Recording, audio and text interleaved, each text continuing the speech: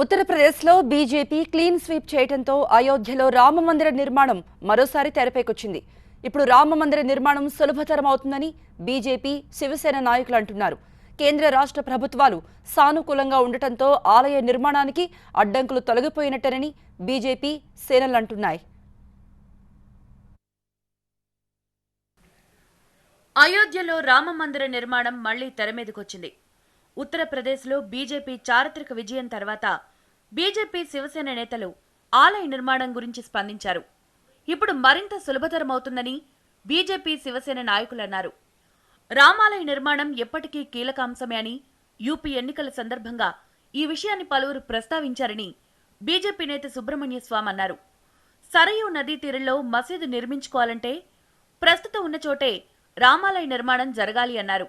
యూపీలో బీజేపీ విజయంతో ఇప్పుడు ఆలయ నిర్మాణం సులభతరమవుతుందని సుబ్రహ్మణ్య స్వామి అన్నారు. ఇప్పుడు రాష్ట్ర ప్రభుత్వం నుంచి కూడా మద్దతు ఉంటుంది గనుక కేంద్రం ఆలయ నిర్మాణంపై దృష్టి సారించాలన్నారు. మరోవైపు శివసేన కూడా ఈ అంశాన్ని ప్రస్తావించింది. భారీ ఆధిక్యతతో విజయం సాధించిన బీజేపీకి శివసేన అభినందనలు తెలిపింది. అయోధ్యలో రామమందిరం కడతారని ఆశిస్తున్నామని శివసేన నేతలన్నారు. రాముణ్ణి ఇక వనవాసంలో ఉంచే కాలం ముగిసిందన్నారు. ఆలయ నిర్మాణానికి ఇప్పుడు అన్ని అడ్డంకులు తొలగిపోయినట్టే అని బీజేపీ, శివసేన అంటున్నాయి.